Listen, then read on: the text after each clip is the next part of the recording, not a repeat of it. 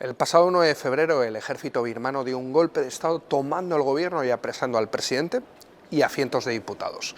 De esta forma, el estamento militar ponía fin a una década de transición democrática tutelada por el mismo ejército.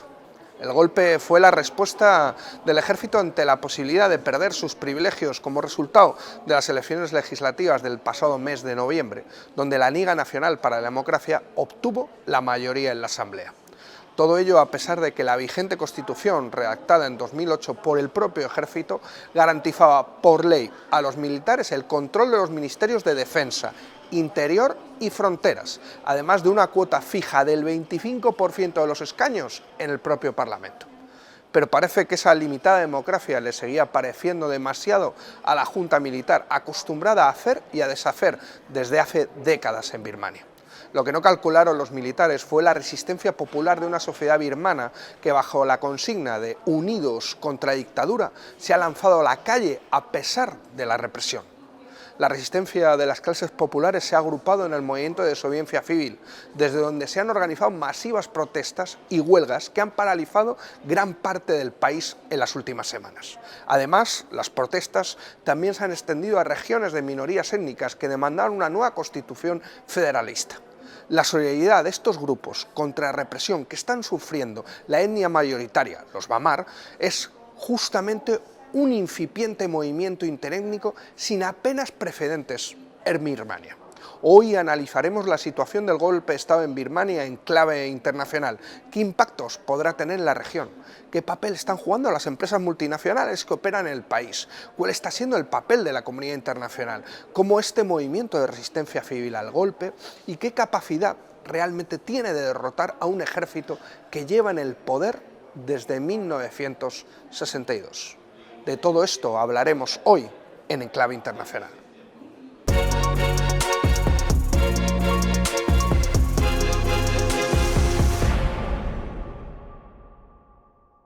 Muchas gracias por acompañarnos un programa más de Enclave Internacional, esta vez para hablar de Birmania. La verdad es que nos puede sonar lejos, pero lo que está sucediendo ahora en Birmania es muy interesante y por eso queríamos analizarlo en este programa Enclave Internacional.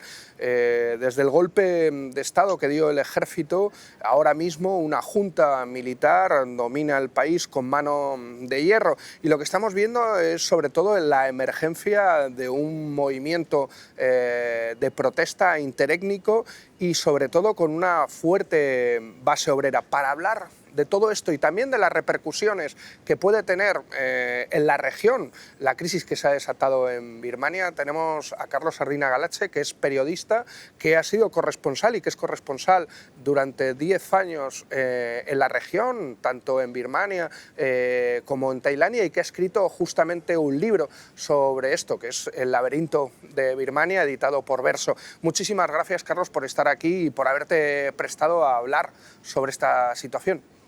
Hola, un placer.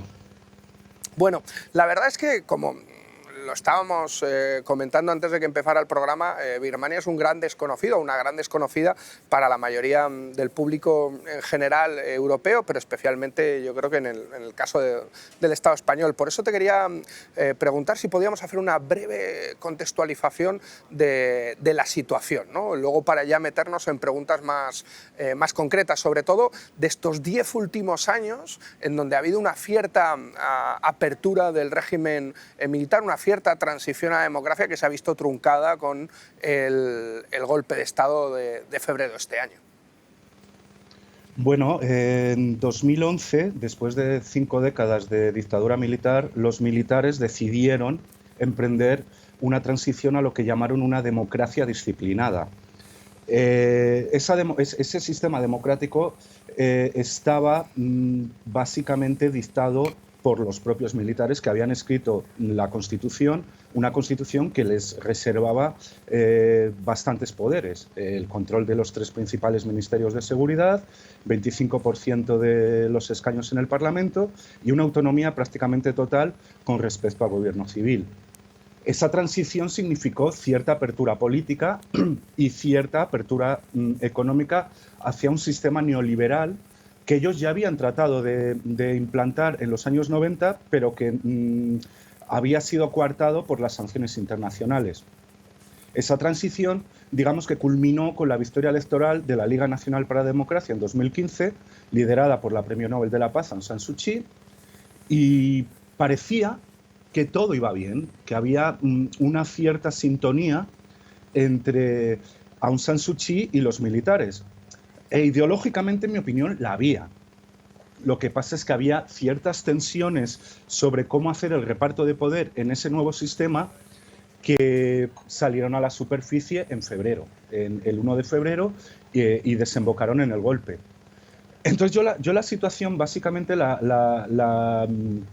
digamos que la resumo en que había una consonancia ideológica entre la Liga Nacional para la Democracia y los militares en cuanto a ciertos temas fundamentales sobre cómo Birmania debe gobernarse a sí misma, pero no había una sintonía en cuanto a quién debe tener el poder en última instancia, si los militares o el gobierno civil.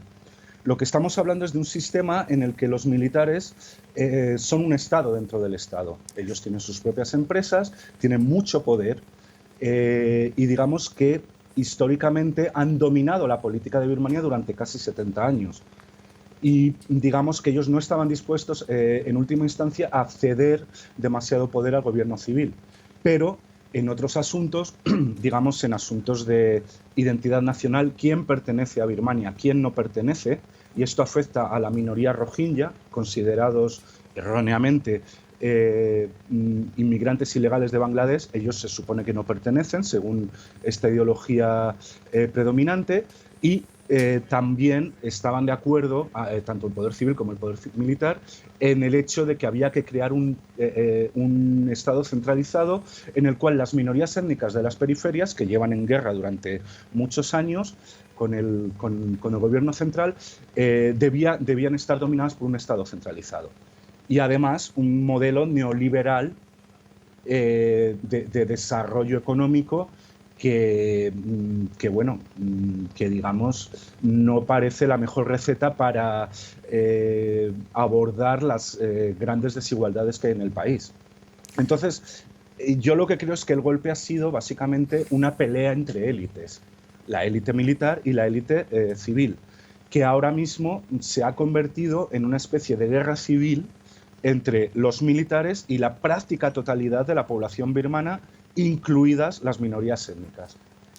Bueno, yo creo que sobre todo a mí me pareció muy interesante el papel del ejército en todo esto y sobre todo esa idea tan bismarckiana, ¿no?, de un Estado dentro del propio Estado, ¿no? O sea, de hecho en la crisis del genocidio rohingya, porque podemos hablar prácticamente de genocidio rohingya, no solo había una cuestión nacionalista o religiosa, sino también había muchos intereses por parte de las empresas del ejército en los territorios rohingyas. Es algo a lo que no estamos acostumbrados, un elemento también muy parecido a Egipto, ¿no?, donde el ejército tiene prácticamente un Estado paralelo. Eso es ahora mismo Birmania, y contra eso se está levantando el pueblo. Yo creo que es interesante poder hablar de ese levantamiento, ¿no?, de ese levantamiento popular, porque no es un levantamiento apoyando al antiguo gobierno civil como el que estábamos hablando, ¿no? Yo creo que va más allá, ¿no? ¿Qué es lo que está demandando justamente este nuevo movimiento de protesta en Birmania? Bueno, no se trata únicamente, evidentemente una de las demandas es que se libere a Aung San Suu Kyi y a otros líderes encarcelados, pero van mucho más allá. Es decir, nadie quiere volver a la constitución redactada por los militares en el 2008, que les otorga tanto poder, sino que quieren una nueva constitución, quieren un nuevo sistema en el que los militares no tengan todo el poder que han tenido hasta este momento, y eso incluye el poder económico. Eso incluye desmantelar las grandes empresas propiedad de los militares que controlan una gran parte de la economía. Y no solo estas empresas de los militares, sino todo un entramado de capitalismo de amiguetes, digamos, en el que las mayores fortunas del país están en posesión de los generales, pero también de amigos de los generales, que hicieron sus fortunas en los años 90 gracias a sus contactos con la cúpula militar. Entonces, estas protestas, que en gran medida surgieron de los centros urbanos industriales de los sindicatos, que habían estado bastante activos durante la transición, digamos que van más allá de devolver el poder a Aung San Suu Kyi. Evidentemente, para muchos Aung San Suu Kyi sigue siendo, de alguna manera, la salvadora de Birmania, pero van mucho más allá. Quieren, digamos, desmantelar todo un sistema de corrupción liderada por los militares, en las que podíamos hablar de un capitalismo castrense. Es decir, un capitalismo controlado por los militares. De hecho, es curioso cómo estamos viendo protestas prácticamente en medio mundo, en donde se entremezclan dos elementos muy interesantes que vuelven a confluir en Birmania, ¿no? Que es un hartazgo ante las políticas neoliberales que ahondan los elementos de desigualdad, ¿no? Y donde la consigna, en cierta medida, de procesos constituyentes o de ruptura, ¿no? De impugnación de la Constitución, que ha sido el marco que ha permitido esa lógica de expolio, está muy presente, ¿no? Y aquí hay una cuestión, ¿no? Que es también la entrada de las multinacionales europeas en todo este periodo de transición, no solo multinacionales europeas. China, desde luego, tiene ahí un elemento, Japón también tiene, pero me interesaba ver cómo han crecido también los sindicatos y sobre todo la organización obrera a raíz también de la entrada de todas estas multinacionales. Hemos visto las protestas de las mujeres en el sector textil, ¿no? Muy interesantes en este tema. Si podemos ahondar un poquito más, porque hemos visto huelgas que han paralizado el país justamente ahora, ¿no? en este ciclo de protestas. Bueno, en realidad la economía del país está prácticamente paralizada. Ahora mismo el país no funciona como tal. Y en ese sentido, yo diría que el golpe no ha tenido éxito todavía. Los militares controlan los mecanismos de seguridad, el monopolio de la violencia, digamos, pero no controlan la economía, no controlan el Estado. Una gran parte de esta denegación del control del Estado a los militares se ha producido por las protestas obreras y las huelgas de los sectores del textil, que es un sector bastante importante, y del sector de transportistas. El puerto de Rangún, la antigua capital, por donde entran casi todas las mercancías, está detenido. Y esto es un daño económico que, digamos, el movimiento de protestas se está autoinfligiendo para detener el golpe. En esto tiene mucho que ver los sindicatos, que habían estado prohibidos durante la dictadura militar anterior y fueron permitidos durante el principio de la transición. Entonces se crearon muchos sindicatos al mismo tiempo que entraban muchos inversores extranjeros, sobre todo en el sector textil, que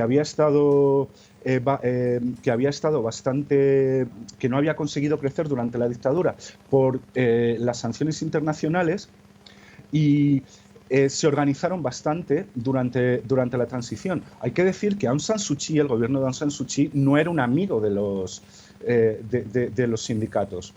A ella no le gustaban los sindicatos, a ella no le gustaban las movilizaciones sociales, porque ella estaba embarcada en una estrategia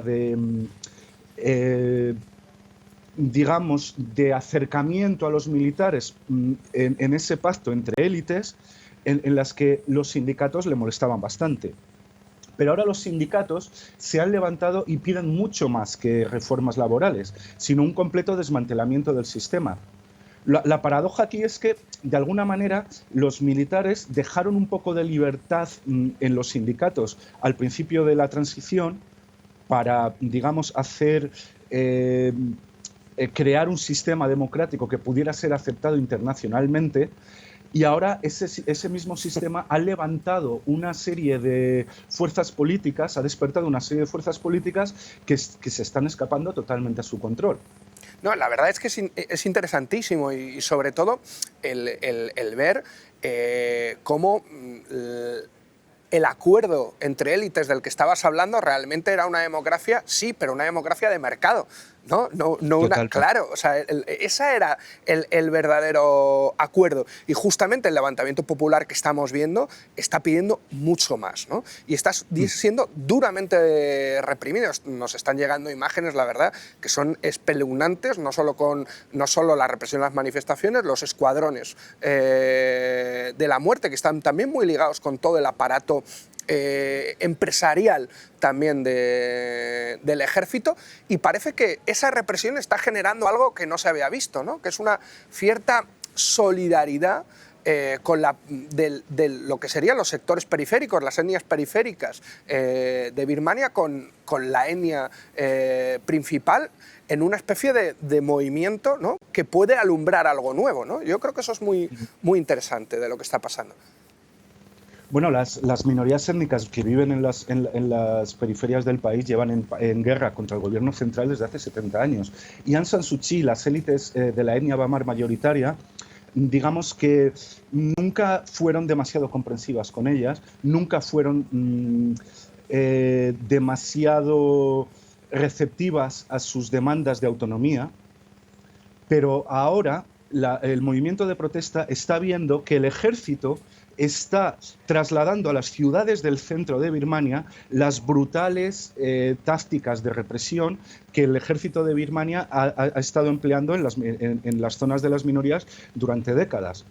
Y eso está despertando una serie de solidaridades, de alianzas entre la mayoría bamar y las minorías étnicas que son bastante inéditas, no se habían producido hasta ahora. Y ahora mismo hay una serie de conversaciones entre el gobierno interino democrático y las guerrillas étnicas para crear un ejército federal que, digamos, que abra varios frentes a las Fuerzas Armadas, y eso podría realmente poner al ejército birmano en serios problemas, porque si el ejército birmano se tiene que enfrentar a las protestas en el centro de Birmania y a varios frentes abiertos en el norte con la guerrilla Kachin, por ejemplo, en el este con la guerrilla Karen y varias otras guerrillas que están en las periferias, el ejército se vería en graves problemas para mantener el control del país. Sí, de hecho, entonces, llamaba la atención, lo digo porque la gente yo creo que no lo sabe, prácticamente un tercio del país no lo controla el ejército, ¿no? Y además, yo creo que esto es muy importante, ahora mismo tenemos dos gobiernos, o sea, se ha declarado justamente un gobierno de lo que sería la unidad de acción democrática, ¿no? De todo lo que serían las diferentes organizaciones. Lo digo simplemente por puntualizar, lo digo porque hay gente que yo creo que puede no saberlo, de hecho las guerrillas más antiguas prácticamente en activo están en Birmania. Sí, Birmania tiene algunos de los conflictos armados en curso más antiguos del mundo. Y la clave aquí es que el gobierno central nunca ha llegado a controlar todo el territorio de Birmania, porque esas guerrillas tienen, en muchos casos, mini-estados a lo largo de las fronteras en los que controlan su propio territorio, a veces incluso con infraestructuras bastante complejas. Por ejemplo, podríamos citar el estado Kachin, la guerrilla Kachin, que es un grupo étnico junto a la frontera con China, controla su propio territorio y tiene hasta sus propios canales de televisión, su propio sistema educativo, etc. Lo mismo con los Karen, etc. Es decir, el gobierno birmano nunca ha llegado a construir esa nación unitaria que era el proyecto desde la independencia en 1948. Y ese proyecto era un proyecto fundamentalmente bamar, es decir, de la mayoría bamar, en el cual la mayoría trataba de imponer su proyecto de nación desde el centro a la periferia. Ahora mismo lo que está sucediendo es que en un momento en el que el ejército se está enfrentando a la práctica totalidad de la población birmana, porque digamos que el golpe no tiene ningún tipo de legitimidad popular. No hay prácticamente nadie fuera del ejército que apoye el golpe de Estado. No hay ninguna justificación ideológica para este golpe de Estado. No hay un sector, digamos, significativo, conservador, que pueda apoyar el golpe de Estado. Lo que está sucediendo es que precisamente quizá la salvación para el movimiento contra el golpe venga de las periferias. lo cual significaría un replanteamiento de la construcción nacional bastante interesante, porque la construcción nacional se ha producido desde el centro hacia la periferia durante los 70 años de independencia de Birmania, pero a lo mejor la construcción nacional ahora se podría producir desde la periferia hasta el centro, lo cual evidentemente daría lugar a un país completamente diferente. Sí, no, es increíble. O sea, la verdad es que impacta sobre todo todo lo que está pasando en muy poco tiempo, pero que realmente estaba alarmado, ¿no? En cierta medida también el genocidio rohingya era un intento de las élites de tener un elemento común también de construcción nacional, ¿no? O sea, yo creo que bastante interesante. Pero a mí porque tampoco tenemos muchísimo tiempo, la idea es más o menos tener unos 20 y pico minutos de programa, hay un elemento que yo creo que es muy importante también, ¿no? Que es cómo afecta esto en el plano internacional. O sea, cómo se están posicionando los diferentes sujetos internacionales. Hemos visto que Estados Unidos ha condenado el golpe, la Unión Europea han condenado el golpe de forma tibia. De hecho, empresas europeas, multinacionales europeas, se han salido temporalmente del territorio, otras no, como Total, que sigue colaborando con el ejército, pero hemos visto que Rusia y China, en cierta medida, han apoyado a la junta militar. ¿Cómo puede impactar la situación birmana en el plano internacional? Bueno, yo creo que el mayor impacto y el impacto más inmediato son los países vecinos y sobre todo en Tailandia. Lo que va a provocar esto y lo que ya está provocando es probablemente un influjo de refugiados hacia Tailandia, que eso ya pasó en los años 90, ya sucedió antes y ahora mismo podría volver a suceder. El golpe... Yo creo que China no apoyaba el golpe. China no sabía, no hay pruebas todavía de que China supiera que iba a suceder, que el golpe se estaba preparando el golpe y que China lo haya apoyado, digamos claramente, porque China estaba cultivando una relación muy estrecha con Aung San Suu Kyi, con el gobierno de Aung San Suu Kyi, puesto que Aung San Suu Kyi apoyó el genocidio contra los Rohingya, y esto no hay manera de maquillarlo. Aung San Suu Kyi el gobierno de Aung San Suu Kyi apoyó las operaciones militares contra los Rohingya. Y en ese momento, digamos que el mundo occidental le dio bastante la espalda al gobierno de Aung San Suu Kyi, entonces ella cultivó una relación bastante estrecha con China. Pero China... digamos que bueno, estaba cultivando esta relación con Aung San Suu Kyi, había una situación de relativa estabilidad en el país y de repente el golpe estalla. El representante de China en Birmania dijo que el golpe les pilló por sorpresa y que no estaban de acuerdo con que ese golpe se produjera en ese momento. Y eso es una declaración bastante fuerte viniendo de China. Ahora bien, China ahora va a apostar por el caballo ganador. Y China ahora va a apostar por los militares porque son los que van a defender sus intereses dentro del país. Y de igual modo, Tailandia y los países de la Asociación de Naciones del Sudeste Asiático pues probablemente van a apoyar al caballo ganador también, que van a pensar que son los militares. Mientras que Rusia le vende armas al ejército birmano, y además hay una relación bastante antigua entre Birmania y Rusia, en la que el ejército birmano suele enviar a oficiales a Rusia para digamos, entrenarse en contrainteligencia y en ingeniería, etcétera, etcétera. Con lo cual, ahora mismo Birmania cuenta con un apoyo quizá un poco, cuando digo Birmania me refiero al ejército birmano en este caso, cuenta con un apoyo quizá un poco, digamos, no total, en el sentido de que, bueno, apoyamos al ejército birmano porque ideológicamente estamos de acuerdo con él, sino, bueno, un poco, digamos,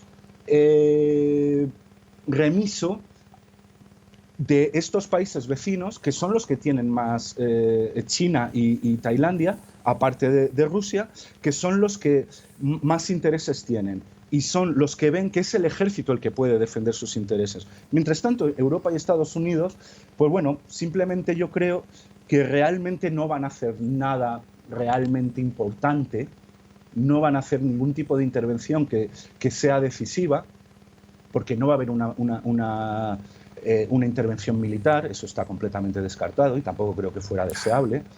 Y las sanciones, pues la Junta Militar pues puede perfectamente sobrevivir con sanciones de Europa y Estados Unidos.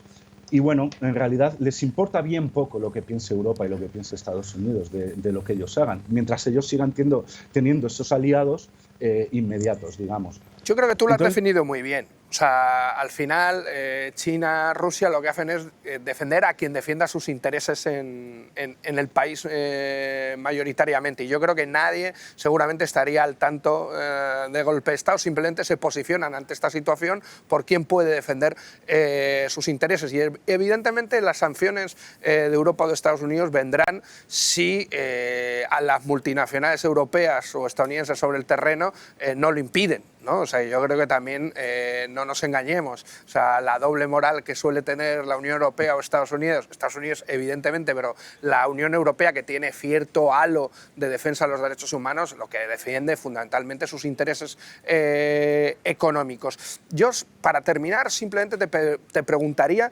¿cómo crees que va a evolucionar la situación? ¿Qué nos podemos esperar de esta situación en un minuto, Carlos? Bueno, ahora mismo estamos entrando en terreno totalmente desconocido. Es imposible saber lo que va a suceder. Ahora mismo yo creo que es muy difícil que haya un golpe dentro del golpe, es decir, que militares se levanten contra otros militares para reconducir la situación al status quo ante. Y ahora mismo la única esperanza es esa coalición entre el gobierno interino democrático y las minorías étnicas, y es muy imprevisible si eso puede darse. Entonces yo creo que es realmente una situación totalmente nueva en la historia de Birmania. Entonces ahora mismo quizá lo que pueda suceder es que la guerra civil en la que está descendiendo Birmania se convierta en una guerra total entre el ejército contra toda la población de Birmania. Y lo cual incluiría a las minorías étnicas, evidentemente. Y a partir de ahí es imposible hacer predicciones. Muchísimas gracias, Carlos, por habernos acompañado en este interesante programa de Enclave Internacional, y muchísimas gracias a todas y a todos por habernos acompañado un programa más, esta vez para hablar de la situación en Birmania. Simplemente le pediremos a Carlos que a ver si puede traducir el libro que publicó en verso para que lo podamos tener también aquí en el Estado español. Muchísimas gracias a todos y hasta el próximo programa. Muchísimas gracias.